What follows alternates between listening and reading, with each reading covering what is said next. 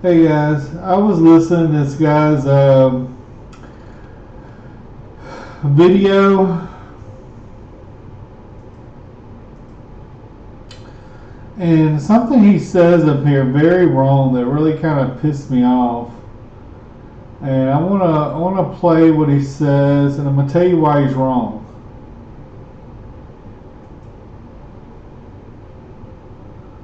And this thing almost got 2,000 views. So even if stocks and things like that are returning over 10%, you have some level of inflation. That's going to bring that down to maybe 7%.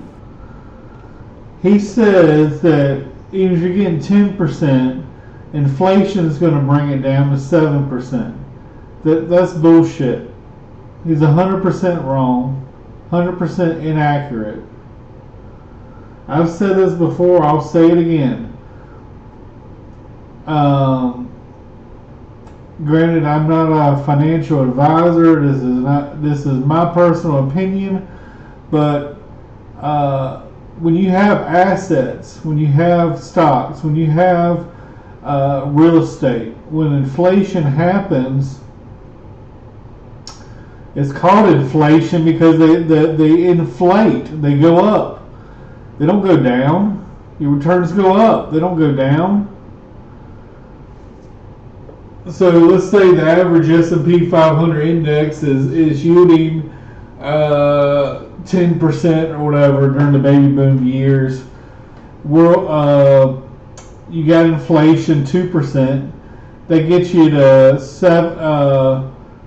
the average P ratio, let's say, was 15. 1 divided by 15 would be about 7%. 7 plus 2 is 9.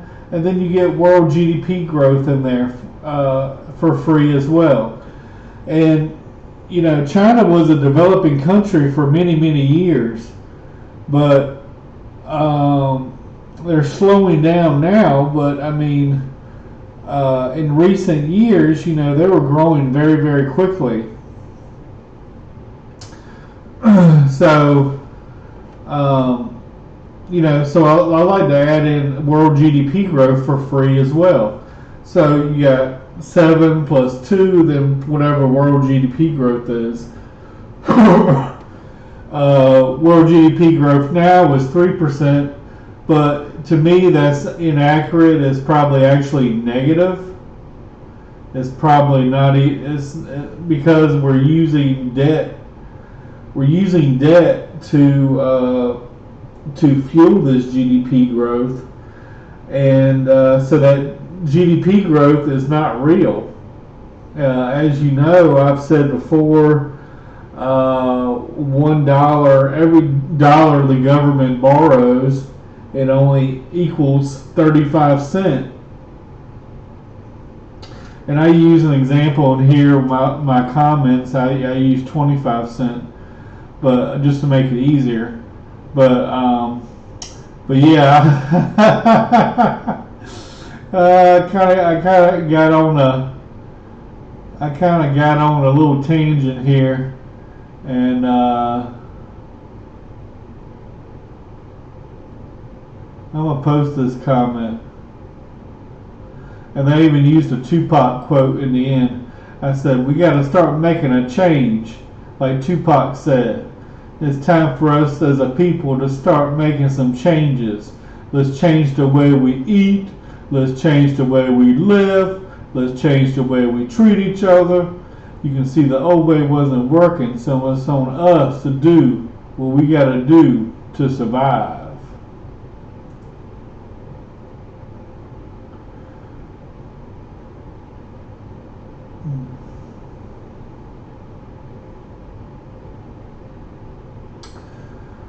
But no, I was just talking about how what he said is 100% wrong, and I kind of went on a tangent, and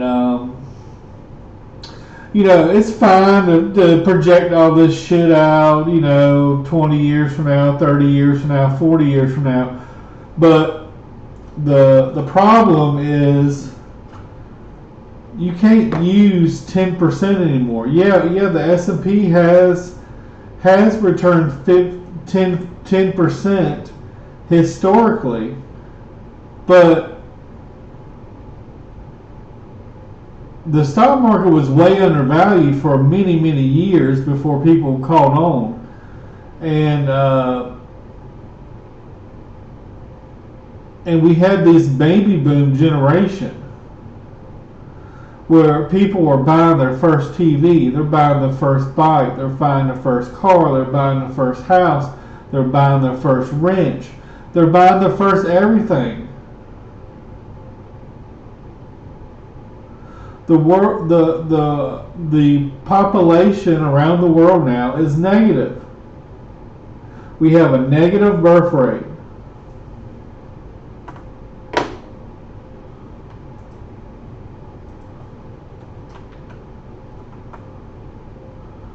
I want you guys to see this.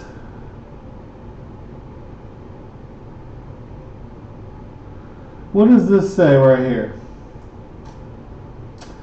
Global debt has increased more than fourfold since 2000, outpacing global GDP, which tripled over the same time period. As of 2024, the Institute of International Finance reports that global debt has reached $315 trillion, the largest, fastest, and most widespread increase since World War II.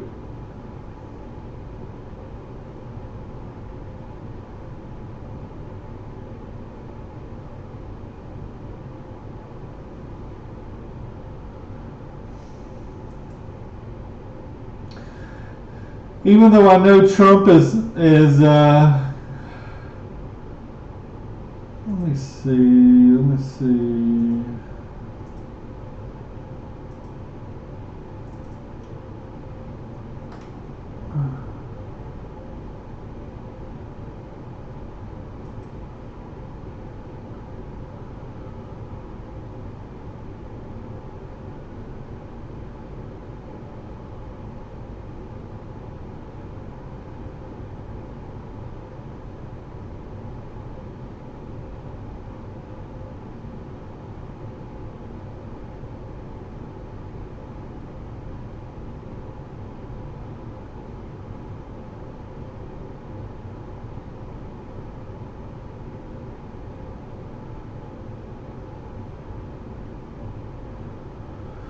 But I mean, basically, I mean, y'all can read this if you want to, but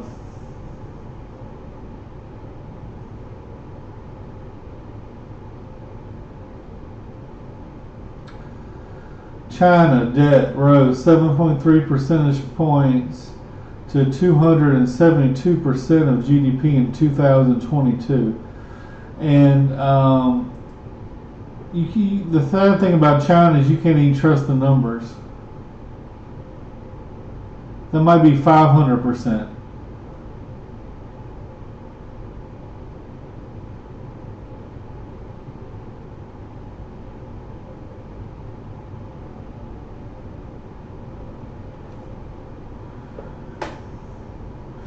But you know, I like to invest. I like to find great companies. I like to find small companies that are undervalued. I like to invest in dividends.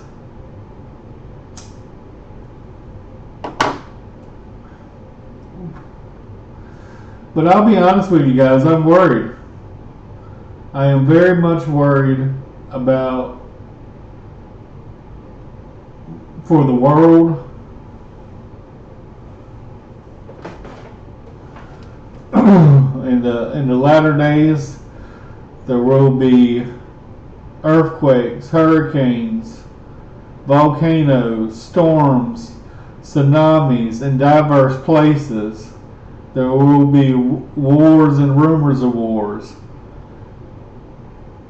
You know, we already got a couple wars going on right now. And to me, you got Ukraine, you got Russia, you got Israel, you got Iran. And anytime you're talking about the Bible, pay attention to what's happening in Israel.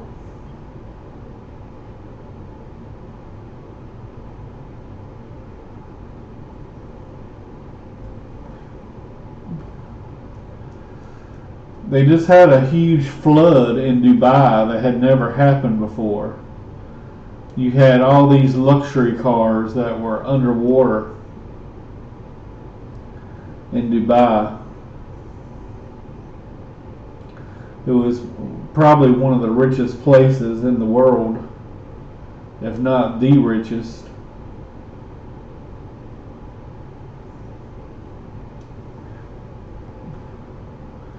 But I mean, I don't know what to do, guys. I don't, I've decided I was going to stay pat, but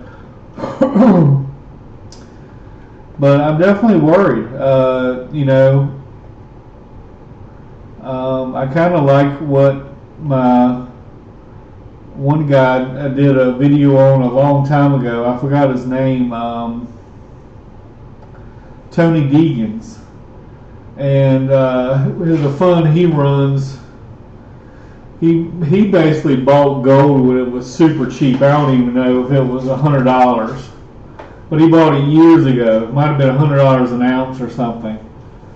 But he has 60% of his portfolio in gold, physical gold, because he doesn't want another person's liability to be his asset. So when you own U.S. Treasuries, you are basically, the government of the U.S. is basically saying, I'll give you an IOU, I will promise to pay you,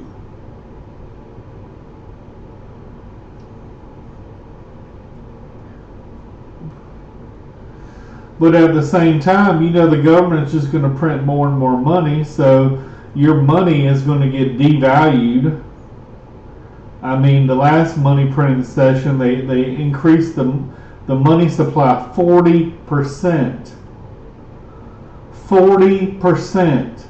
That means if you're a saver, if you had, saved $1 under your bed, and you had $1 million under your bed, well, your $1 million is only worth $600,000 now. The government basically taxed you 40%. That's what they did.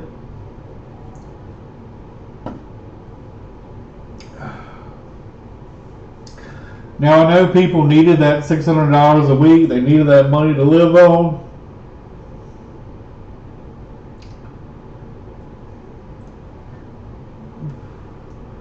When I was getting that $600 a week, I was investing it.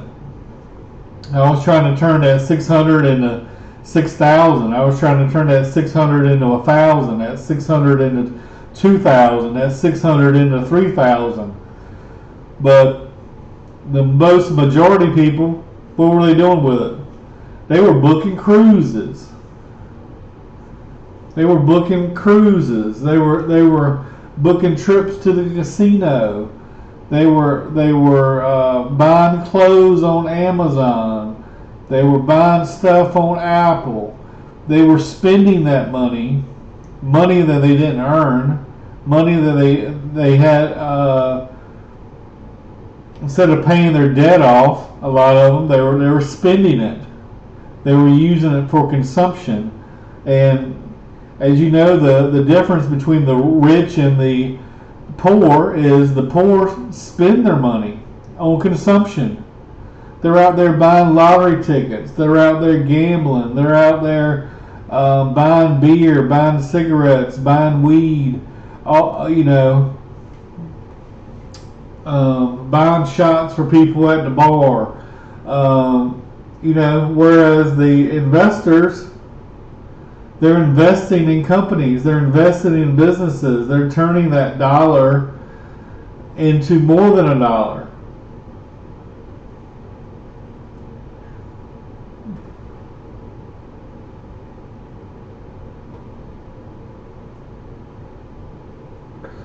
But I've said this before, I'll say it again, if someone invests just $50, by the time from their 18 to 65, they're pretty much a millionaire, or at least $500,000. They're good. Or if someone just for 10 years saves 50 to 70% of their income, which was what I was trying to do, and invest wisely and hit one or two home runs and make a couple good decisions, you're at $1 million in 10 years or less.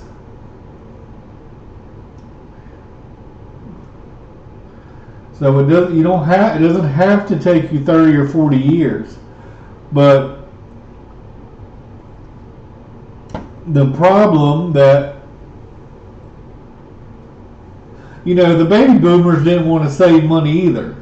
And then they got rid of pensions, and they said, well, hey, why don't you just invest your money in the stock market? And then you don't got to save very much because the market's going to give you 10%, and it's going to make you really rich.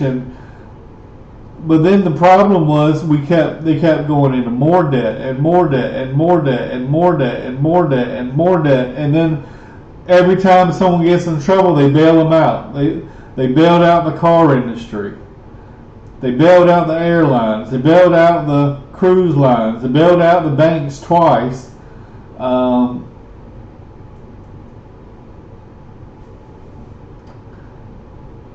You got to let some of these companies fail, and you can't let these banks get so big that they're too big to fail, and that's the problem right now. And all the banks right now are insolvent still. A lot of people think I'm wrong. I don't care, but you're entitled to your own opinion. But they're negative on. They bought a bunch of bonds when they were yielding 1%. Now the bonds are yielding 4%. Is a bond that's yielding 4% worth, a better deal, or people won't get 1%? Of course, you want to get 4% rather than 1% return on your money. And the banks gave all these loans to people at 2%. $7 trillion of that money has to get refinanced this year, and they're going to be refinanced at around 7%. Which means those people are not going to be able to do that. They're going to default. They're going to have to. The banks actually are the ones who own the properties, because they're taking 15, 20-year mortgages, 30-year mortgages out on these properties that they can no longer afford. So in the end, the banks are the ones that are going to be taking the hit, and obviously, if you have a loan at 7%, the banks are making more interest than a loan at 2%. So the banks are screwed all the way around, and they're trying to recoup some of that money by screwing you, charging more fees and all that kind of stuff. You take out $20 out of the ATM, they charge you $3, and then the whatever bank charges you another $3. So you take out 20, you get charged 6, which to me is highway robbery. But that should be criminal, to be honest with you. They're charging 30% interest now on credit cards. We have the highest credit card debt we've ever seen before in history. We have the highest student loan debt. We have we keep buying bigger and bigger houses. We're mainly single parent families now. We're no longer couples. We're single parent families. We're buying houses that we have no business buying or can't afford, that are going to take you 50 years to repay. And on top of that, did I mention student loan debt? So you got student loan debt, you got credit card debt, you got car debt, you got mortgage debt, and people are not, and the savings rate is zero. The savings rate is zero. Meanwhile, the global debt is, this says 35 trillion. The other thing said 300 and some trillion. Who's going to pay that? Who's going to pay $300 trillion? And I'll argue with you that the U.S. debt alone is over $300 trillion. Because none of Social Security, Medicare, none of that crap's paid for. You know, the Social Security goes bankrupt in 9 years. And people have no savings. They have no retirement. They're relying solely on Social Security to pay their bills. And what happens when Social Security goes bankrupt in 9 years? What are they going to do? What are we going to do? What have I been paying? They've been taking money out of my check every week for Social Security, and you're going to tell me in 9 years, by the time I get there, there ain't going to be nothing left. I mean, we could have a civil war. I mean, what happened? I mean, we've already seen it. We've already seen these big companies lay off 20,000, 30,000, 40,000, 50,000 workers. And what happens if you just bought a real big house that you can't afford, and half of your income is going just to pay the interest on your mortgage? And then you lose your job, and then you can't pay that mortgage.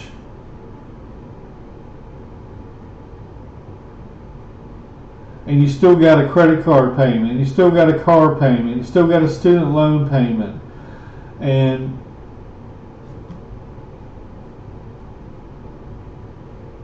we're in trouble, guys. We're in serious trouble. And I don't know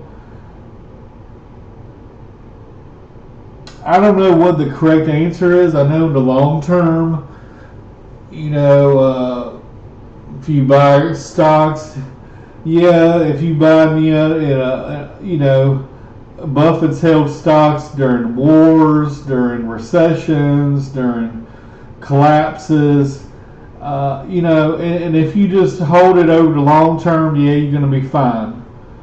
But and if you're worried about getting a 90% haircut and having to wait 10 years to recoup your losses, you know, maybe the best thing is just to get out. Sell everything, stay in cash, or I don't know. I don't know what the right answer is. I mean, I just, up until now, I decided to stay put, but at some point, I might decide to just to short the market myself. And I hate to do that, because when I short the market, it really hurts real people. People lose their jobs. Companies go bankrupt. Lives are destroyed. And yeah, I might make a couple bucks, but I really do not like shorting, because somebody is going to hurt because of that, and I might get hurt too. But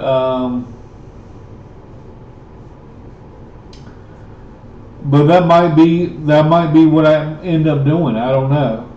And like that guy said that has his own fund, he has scarcity companies that, you know, they might make. They might be the only barrel maker in the world that makes wine, or they might have the only little. They might be the only one in the world that makes airbags or something, and they have, or they might. I know he owns a salmon farm. I know he owns.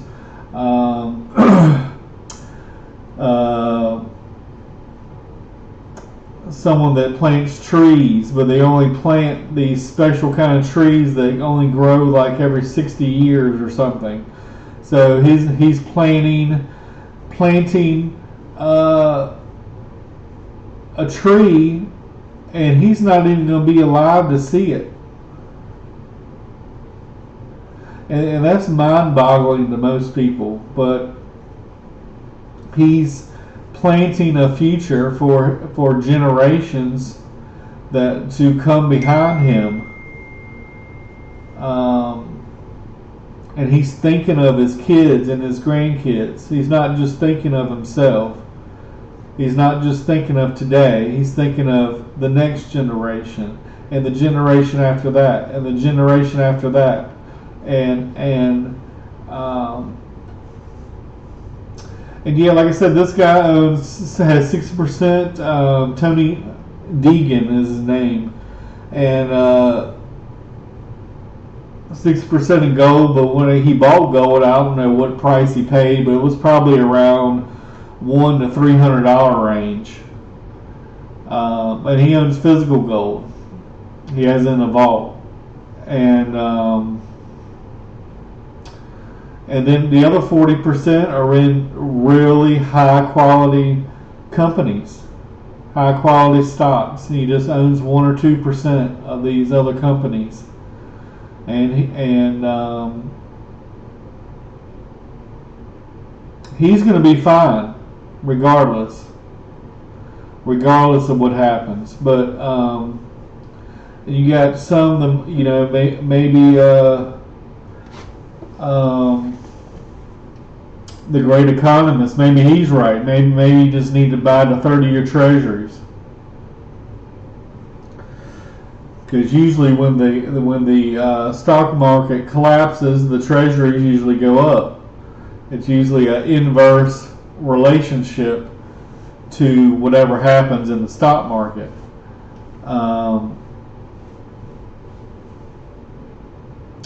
So, me personally, I wouldn't own gold. I'd rather own silver, because I believe silver is the way undervalued.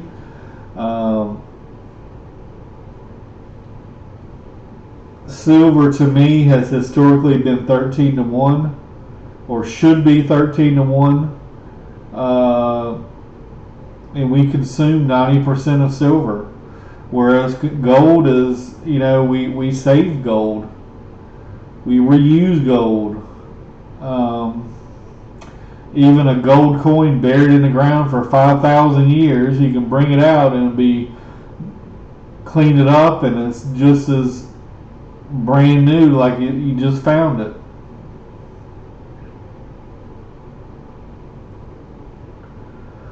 But the strategy I'm doing right now is I still got my same investments. I still got my little 10 picks. 9 of the 10 are paying dividends. A couple of them aren't paying very much. They might be paying 3%. But I believe they're safe.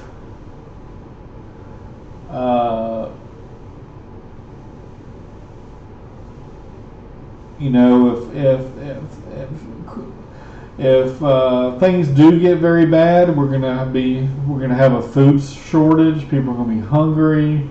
People are gonna need water. People are gonna, to me, farmland and stuff is gonna be more valuable, because you can grow your own crops. And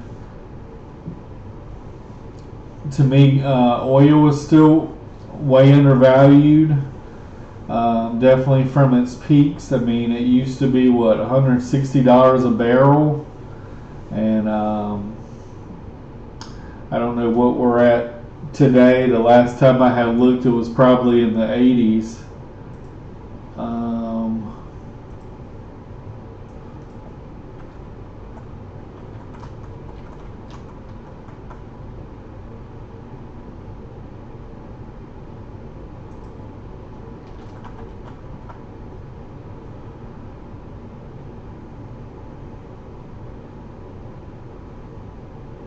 74 bucks.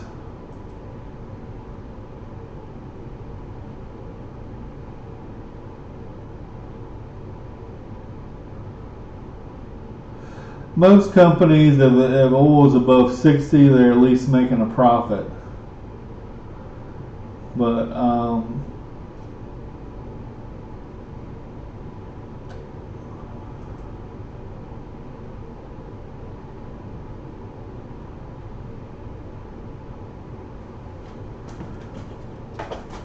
But I do think oil is going to go up.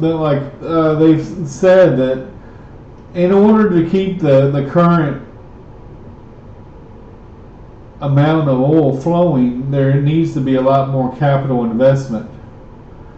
And companies have been scared to make that investment because we've had a war on oil. We've had, this Green New Deal, everything's solar, everything's electric, all these tree huggers. And wind and solar is 3% of our energy around the world. 3%.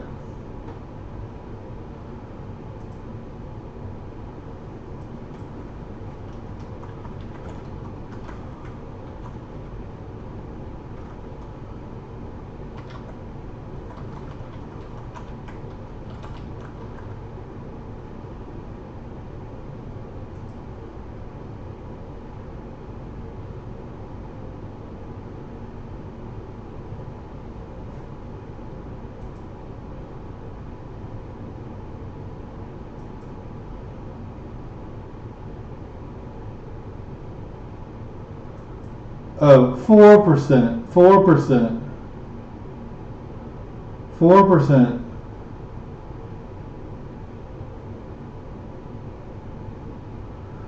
And what is this big chunk here? Oil and natural gas.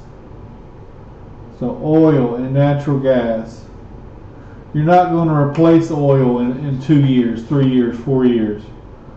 When the oil companies drill, they're looking 10, 15, 20 years down the road.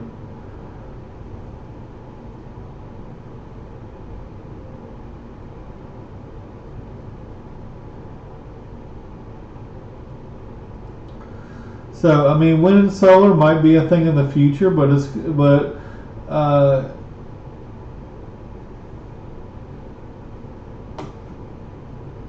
me see. I already know the answer. I'm just going to type it in just to show you.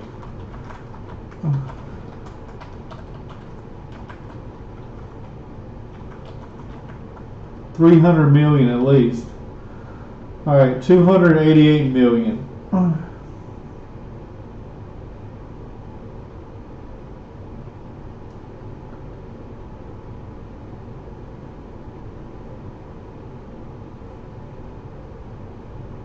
That's just in America.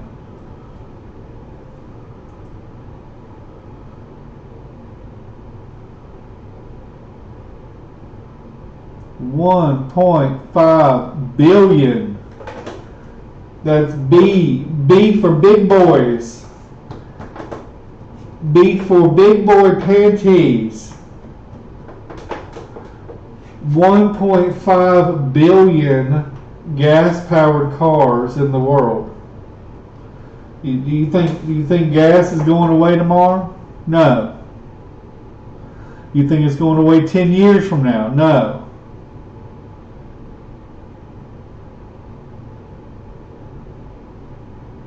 Unless there is some major breakthrough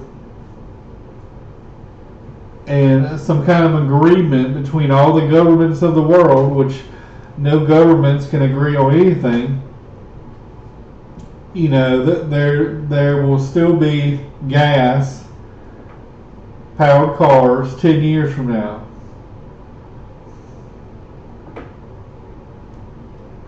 And probably 20 years from now.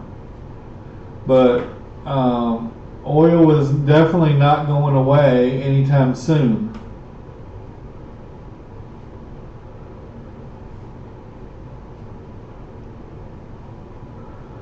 But the reason I liked oil, I liked gold a couple years ago when it was under $1,300 an ounce. Now it's well over $2,000. I liked oil when you had presidents, all talking about Green New Deals, and we're going to tax these evil oil companies, and we're going to, they're trying to end their industry. They're trying to make them obsolete like they done to the coal industry. But wind and solar is 4%, and natural gas and oil is 70%. So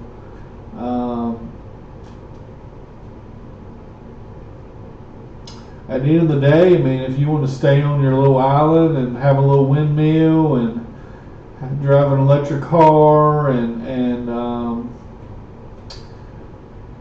you know, have a composter in your bathroom and all that stuff, and want a greenhouse and pay 5 times more for a greenhouse, hey, go ahead. That's your right to do that. But once people see the cost of a greenhouse that costs 5 times more, they're not going to buy it. And the reason oil is viable is because oil has relatively been cheap. Now, back when Obama was in, you know, gas was $5 a gallon, and back then a lot of people were, especially if they're commuting an hour to work. Well, sometimes they were paying more for gas just to get to work than they were even going to make at their job. So for them, it doesn't make any sense to go to work. Why am I going to go to work if I'm going to get paid, if I'm going to lose money by going to work?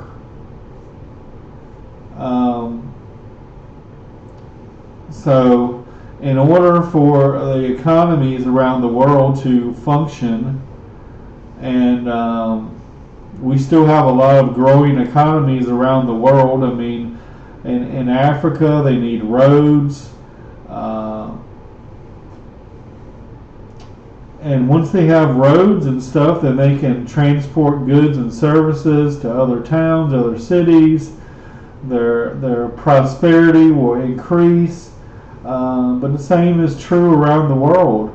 There's a lot of developing countries. I mean, even India, who's, you know, going to be the next big thing, I think. You know, they have a lot of infrastructural issues where right in the middle of the street, people are taking showers and baths. Right next to the road. You know, and but with trade, you know, that creates prosperity, because I mean, maybe in South America, maybe they make the best apple in the world, and then maybe in Florida they make the best orange in the world, and then maybe over somewhere else maybe they got the best vegetable in the world, and they want to be able to trade those goods and services cheaply, you know, across the world, and make a little profit in the meantime. But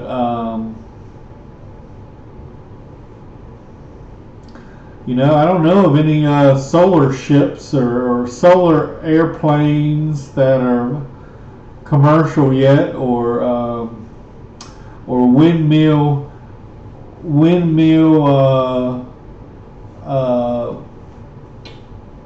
boats that go ship things across the world.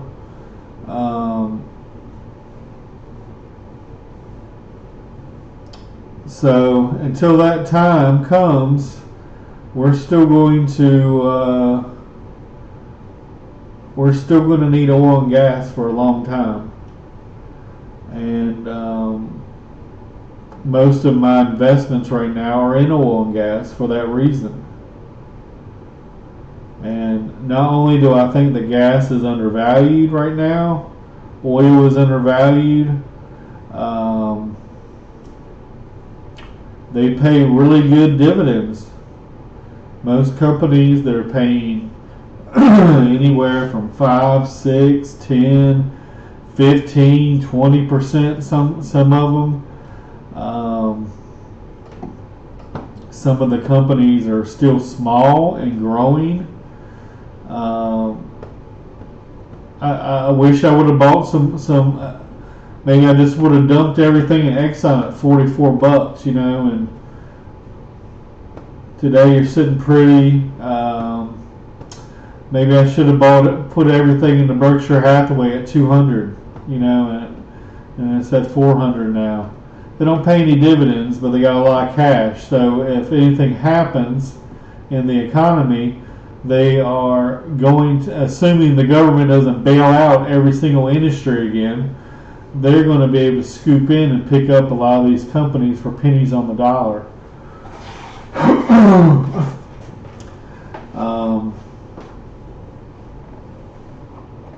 One of the only companies outside of maybe Apple that has $200 billion laying around.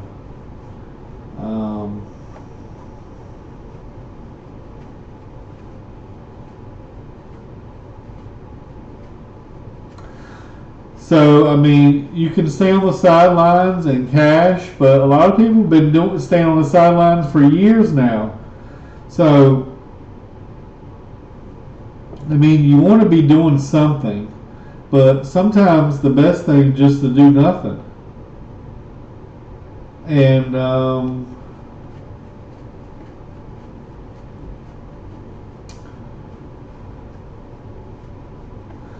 I got my one little waste management company that I thought was going private. I had this other company that BAK that I think and I still think is way undervalued.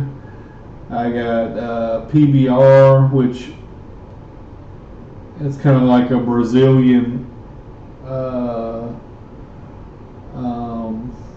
Exxon Mobil that was paying really good dividends. Then I got Echo Petrol, which was trading at a very low multiple. It was trading at a PE of 2, I believe, and it was paying 20% dividends.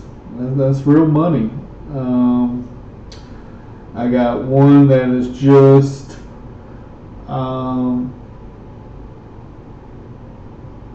that just does royalties. One that just does royalties. I got one that is land, that is leasing farmland and that kind of stuff. And that one pays a very, very low dividend, maybe 3%. I got Maine, which to me has compounded at 20% annually for many, many, many years, paying, 6%, which is not bad. I got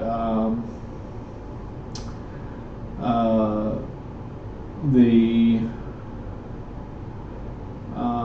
Del Monte or whatever, which does like bananas.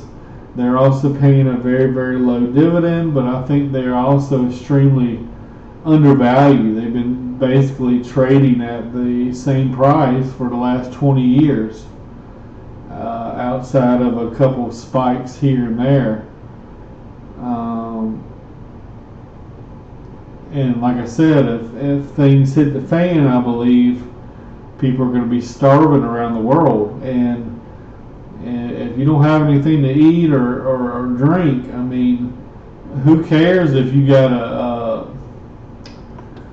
$5,000 watch or a designer T-shirt or a designer handbag? I mean, you need that food or water, you're going to die.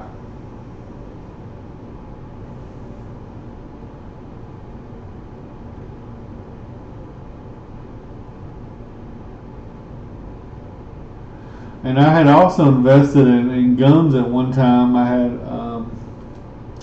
because I believe if things hit the fan, I believe you're going to need a gun. You're going to need to defend your property. It's going to be blood in the streets. people be trying to rob you for a can of soup. And if you can't protect your home, somebody may try to come in and take it from you. So to me, that is very important as well. And unfortunately, I had the sad realization of watching that video of those 4 or 5 police officers at the Joel Osteen's church and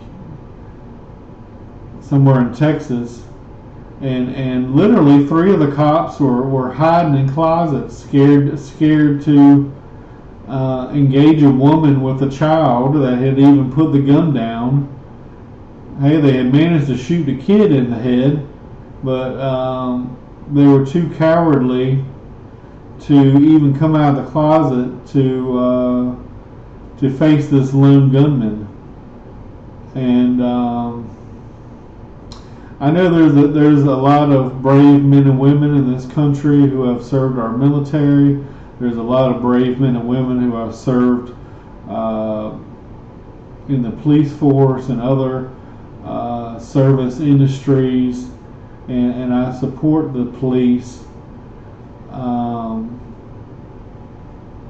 But when you have cowards like that just puts a blemish on a lot of the other ones, and if that is how these law enforcement officers are going to react when a serious situation is happening to you, you are your best defense. I mean, you have to be able to defend yourself. And just like monetary wise, you can't depend on the government to take care of you from cradle to grave. I mean, if you're dependent on the government's already broke, you're going to be broke.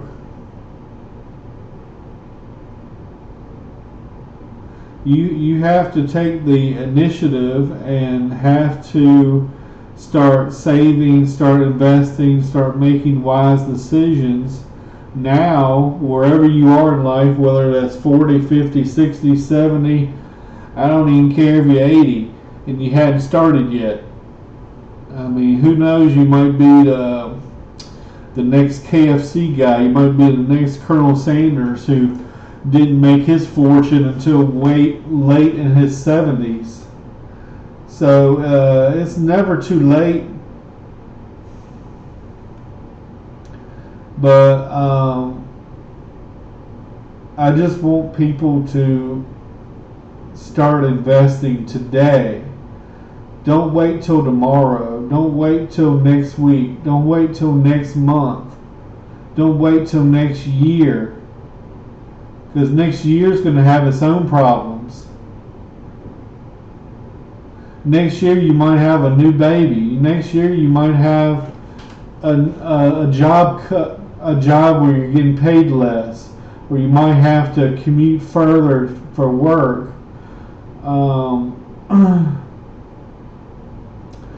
We have to take it upon our own responsibility to not only take care of not only yourself, but try to leave. In the Bible it says a good man leaves an inheritance for his kids and his grandkids.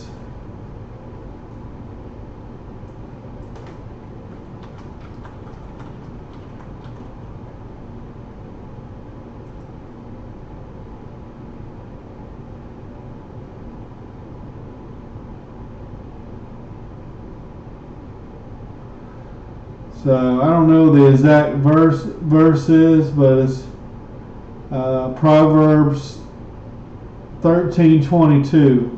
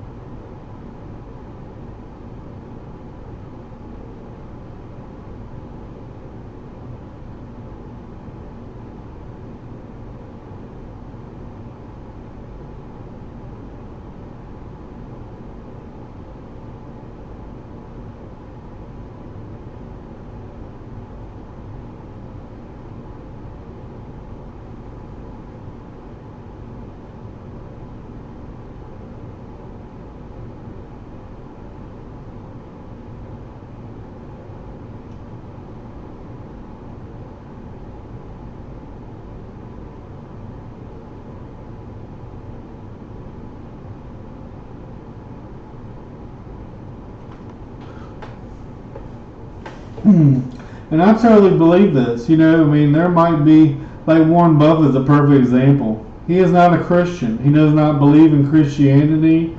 To me, if he does not change his beliefs, he might be the richest person in the world, but in heaven, he's going to be the poorest. He's not going to have nothing.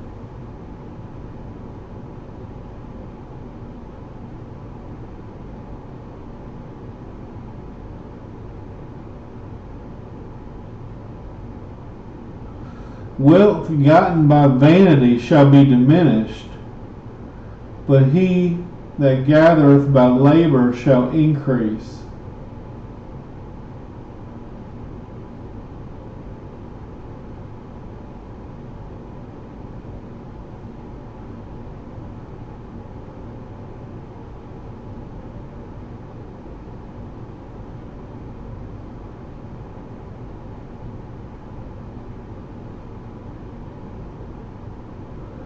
Poverty and shame shall be unto him that refuseth instruction, but he that regardeth reproof shall be honored.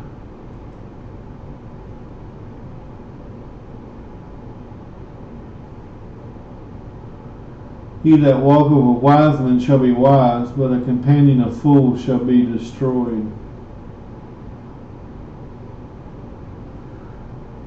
A good man leaves an inheritance to his children's children, and the wealth of the sinner is laid up for the just.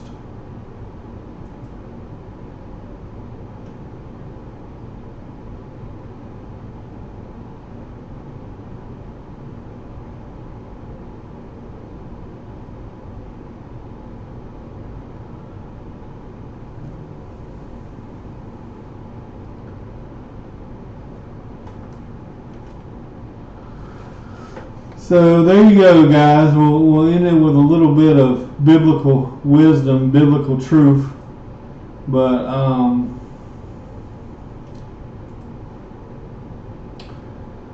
yeah, I kind of went a little ham on this.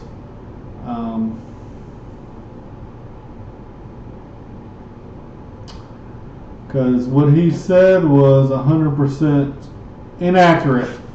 100% wrong. He said that when inflation goes up, your returns actually go down in the stock market, and that's 100% wrong. But the also a big concern is with I've talked about this before is deflation, and we increased the money supply 40%, so it's taken a while to go through the system. I mean, when you had the richest man in the world, what was his name? The African guy.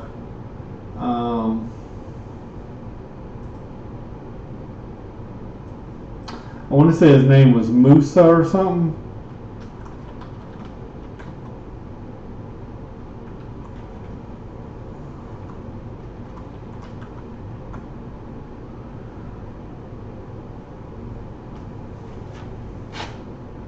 Musa, yeah.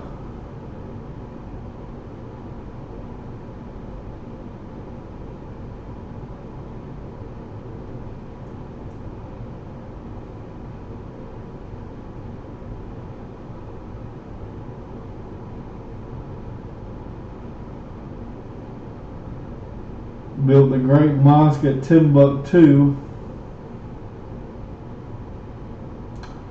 But he had a great pilgrimage to Mecca.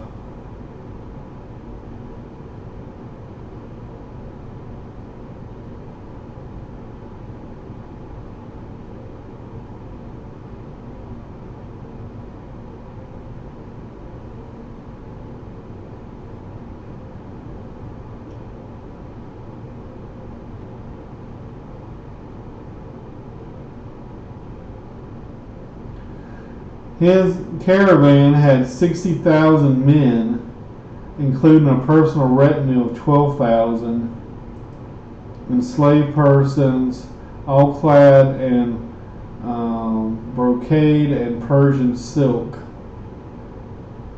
The emperor himself rode on horseback and was directly preceded by 500 enslaved persons, each carrying a gold-adorned staff. In addition, Mansi Musa had a baggage train of 80 camels, each carrying 300 pounds of gold.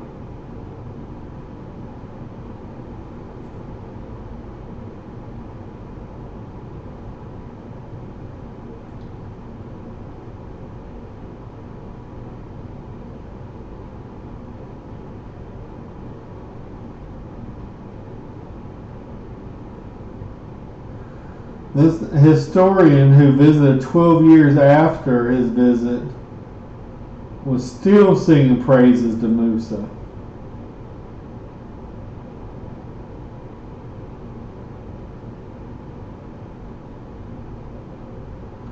But what I was going to add was that that one trip had created inflation.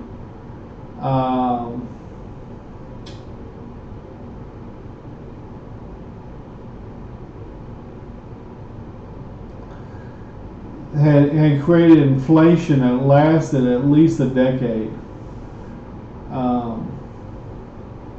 because he had so much wealth. He had lavished so much gold on everybody that it had caused inflation for at least a decade after that.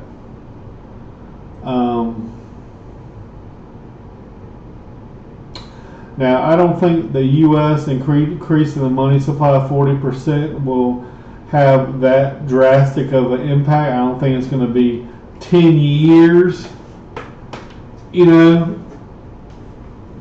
But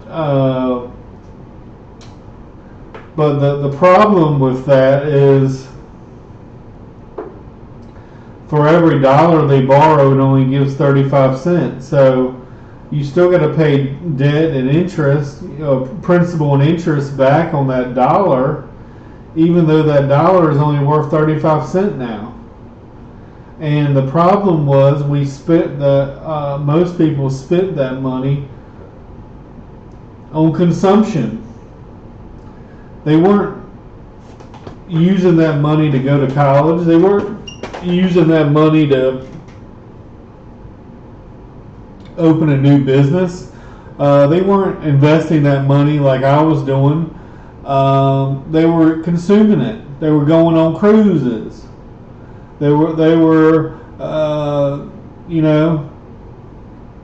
buying trips to go to the casino. They were buying stuff on Amazon.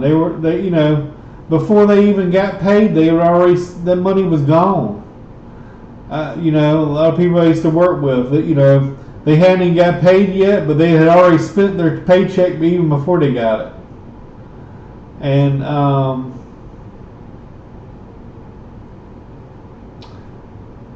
sometimes I wouldn't even cash my paycheck until a couple of weeks after I got it.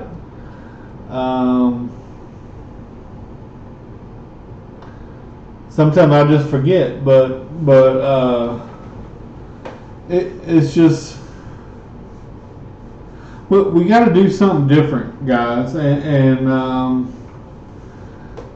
granted, most of you guys are going to be very wealthy. You're going to be business owners. You're going to be dividend investors. You're going to make some wise decisions and invest in a couple good quality companies, and you're going to be very wealthy. You're going to be very rich, and you're going to have money left over to leave to your children's children. You're going to have extra that you're able to bless your neighbors and your friends and strangers with.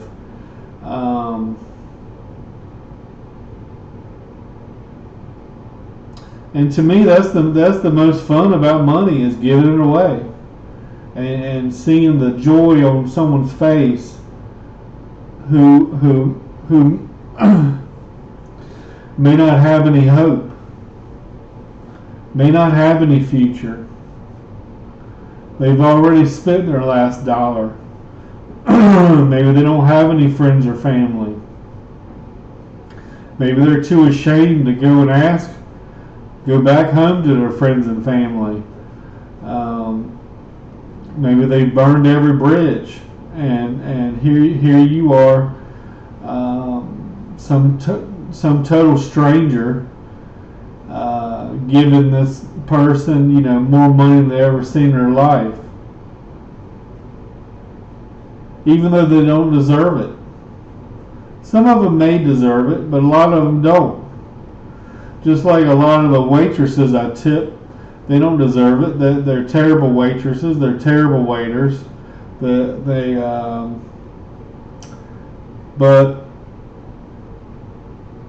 I still try to treat them with a little dignity and respect, and give them a tip that they're probably not used to.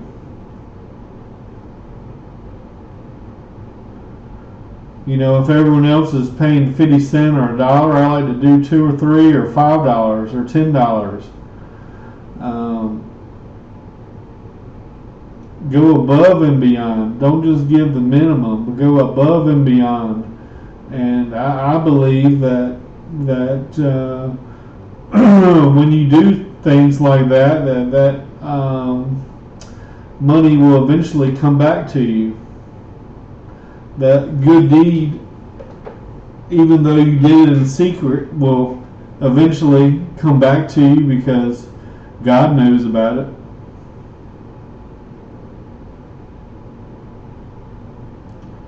And if God knows about it, He will reward you. It may not be monetarily. It might be with wisdom, with knowledge, with understanding. He might make you more patient, more kind, more forgiving. There's a lot of different things. It doesn't have to necessarily be monetary.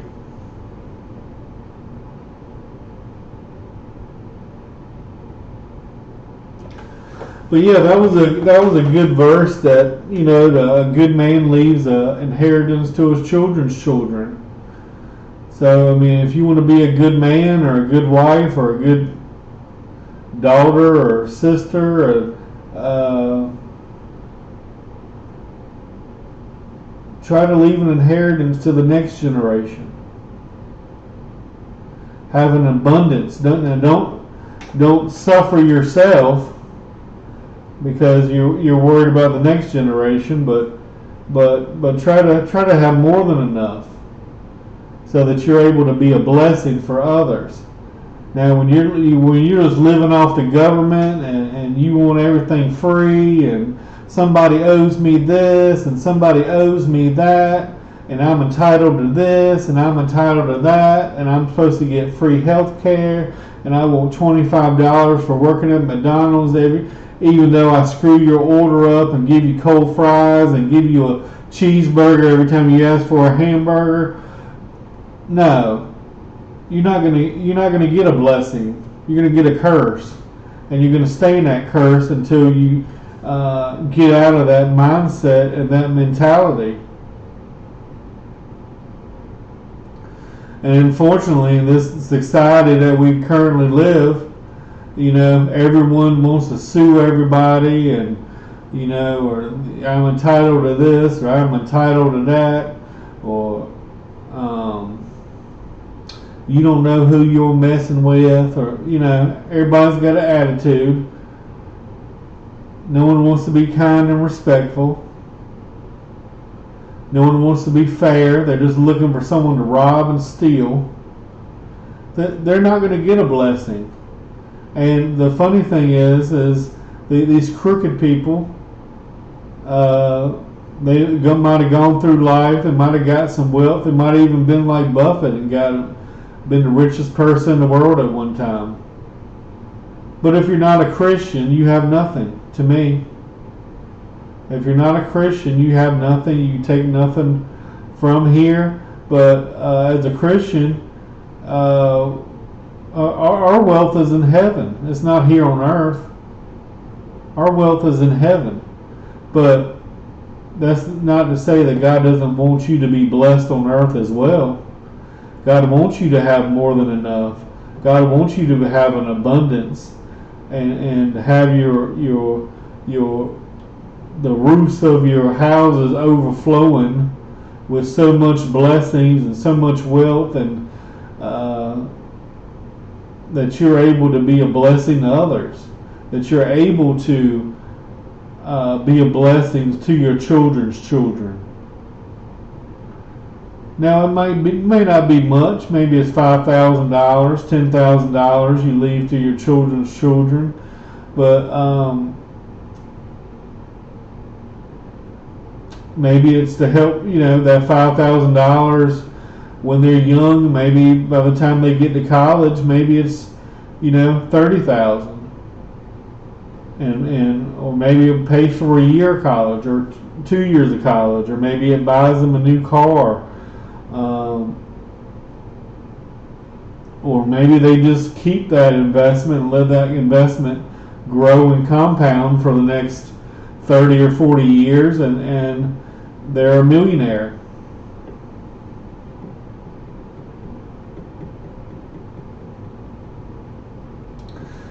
But yeah, I haven't started shorting the market yet. I don't know if I would even want to do that. I have thought about it before. I haven't even been following the market lately. Let me see.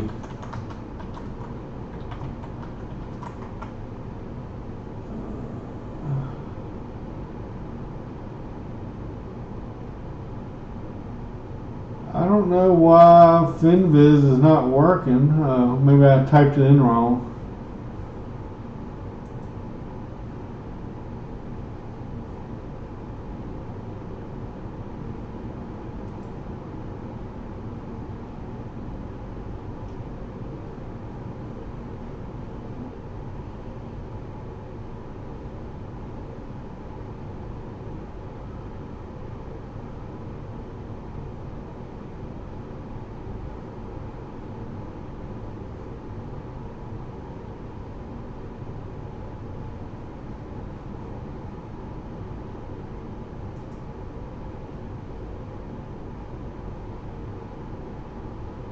That's kind of cool. They got bubbles.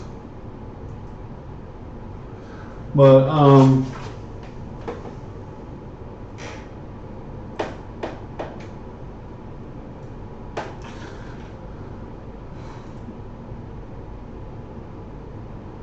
I just have not been doing a lot of investment lately because my jobs have been temporary. They have been contract positions. Hopefully I can find something more steady and more stable soon, and get back into this thing I love to do called investing. And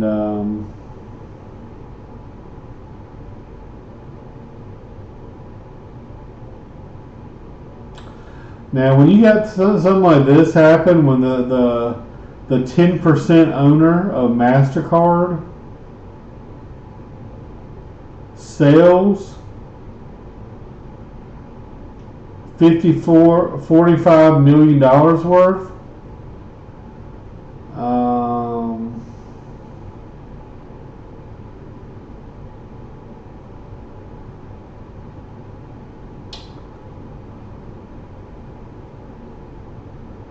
well, you got the director of International Paper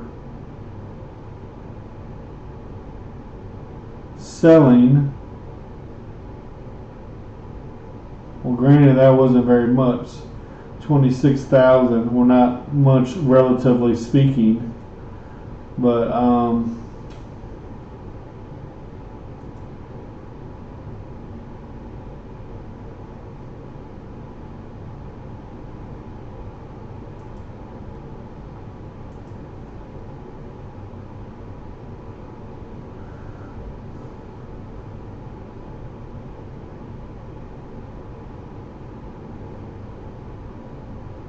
this is earnings, I guess.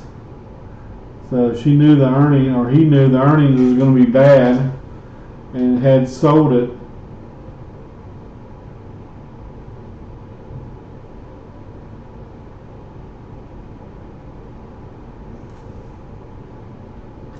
I mean, it rallied a little bit, but then it's down again.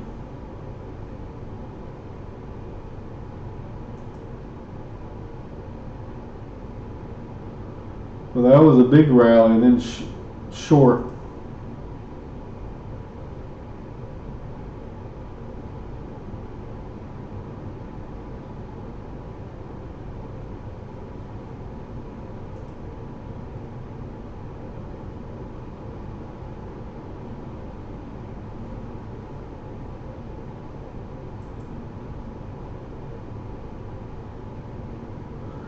%48 bullish and 52% bearish. But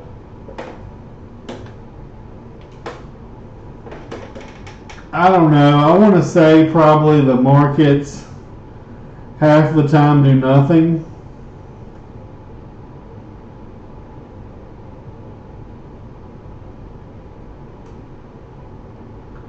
Or maybe a third of the time do nothing.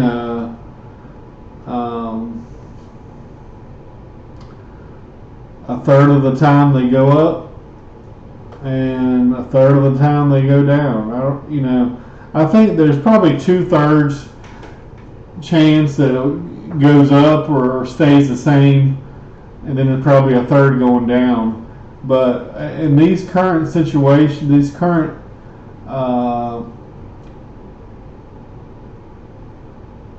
$300 trillion of debt worldwide, and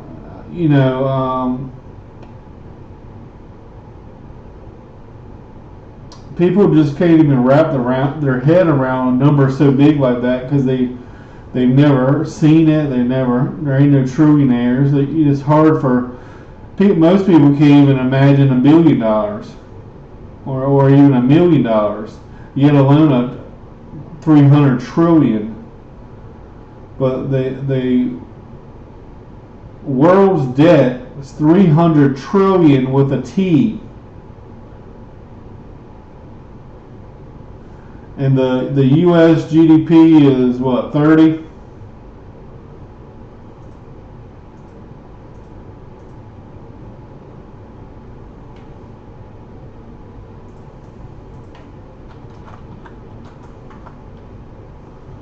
$25 trillion.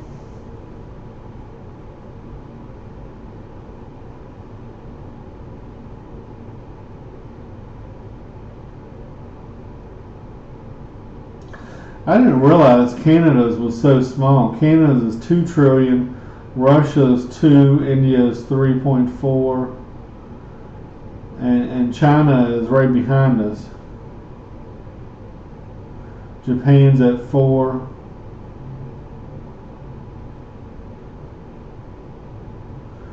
But you can see the growth of China from this one on up there.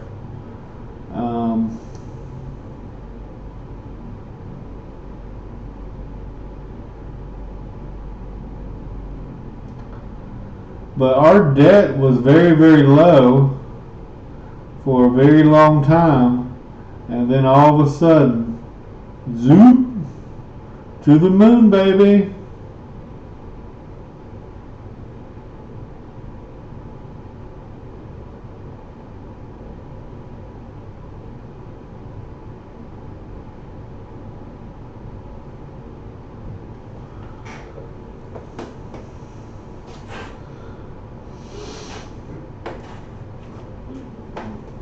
I mean, eventually, this debt would be sustainable if we held the debt steady for 5 or 10 years, didn't increase the debt, stopped giving all this money to all these other countries. Here, take $20 billion. I hope you'll like us. Here's another $20 billion. Please be my friend. Instead of helping all these other countries around the world, we need to help ourselves. Secure the border, we got to find a solution to all this fentanyl and all this drug addiction and all these young people who are basically useless. They're drug addicts. They're useless. Their productivity is zero. They don't want to work. They want to file for disability and get a free check, get food stamps. You know, while you're at work, they're going to come over and try to rob your house. Things like that. These are worthless human beings. And I don't mind trying to extend them a hand to help somebody that, you know, that's getting their life together, but you know, when their purpose in life is to rob and steal from you, and to steal from you and your children or your family, when push comes to shove, I mean, you're gonna have to stand up for your family and stand up for yourself. And stop letting these people run all over you. I don't care if they're your kids or grandkids or what. If they're disrespecting you, if they're are not being a productive member of society, or not going to school, or not trying to learn, or not trying to be a better human being, get rid of them. You don't need them in your life.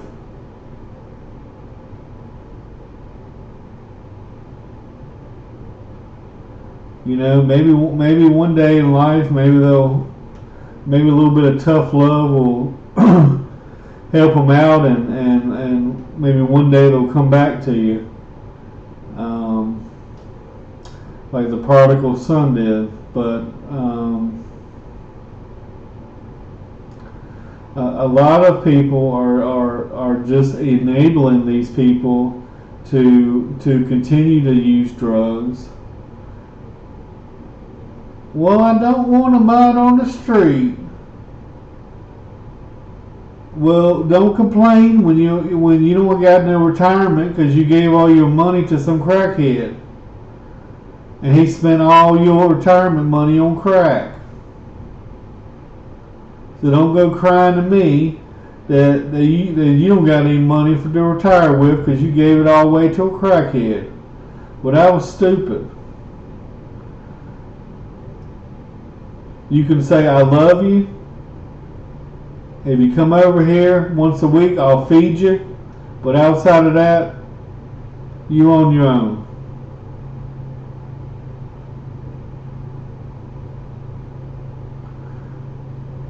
If you want to stay in my guest bedroom for a week and get a job, and I'll let you get your first 2 or 3 paychecks, and then you can move out and then you can afford your own apartment and you can be on your own. But if they don't want to abide by your rules, if they're bringing over people to the house, if they're smoking weed and disrespecting you in your house, you don't owe them anything. And the same is true with a lot of professional athletes. You got to realize that most professional athletes, 80% of them go broke because they're only professional athletes for 4 years of their lives, and most of them are young 20-some-year-old kids who, you know, the first thing they buy is the most expensive car they can afford. And then, you know, a big old house, and a house for mom, and a car for mom, and a car for your cousin, and then a car for your homie, and your best friend Dave, and your cousin wants some help with the business, and you don't owe them shit. You do not owe them nothing. That money that you have, you might have made a few $1 million, has to last you the rest of your life. It may not even be enough for you to live on. yet alone support 15 or 20 entourage.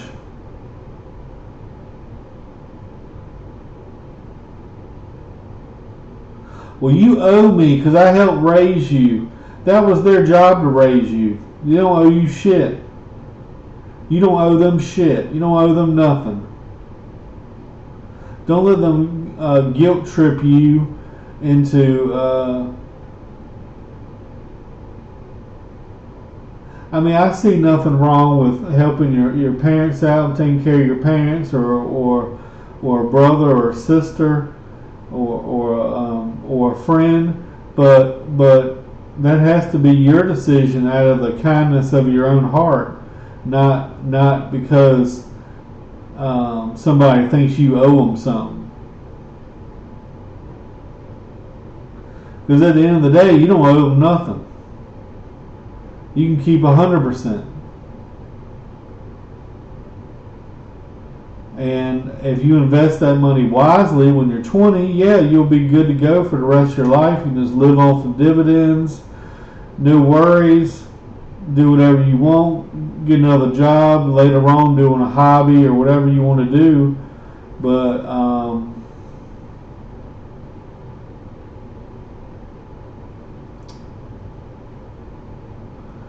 yeah, most people they'll get married 3 or 4 times. They'll have 3 or 4 different kids with 3 or 4 different baby mamas, and they'll buy cars for extended family, cousins, friends.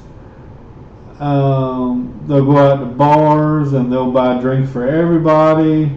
They'll fly to Vegas, and you got to pay for all the flights. You got to pay for all the hotels. You got to pay for everybody.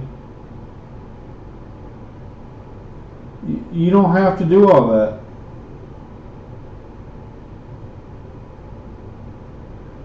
Now, you got to take care of you and yourself, and once you have an abundance, once you have an overflow, then you can be a blessing to others. But until then, you can't think of that $4 million for 1 year thing. That might be $4 million the rest of your life. And they're already going to take 2 of it, so out of the 4, you're down to 2. So you got $2 million to leave for the rest of your life.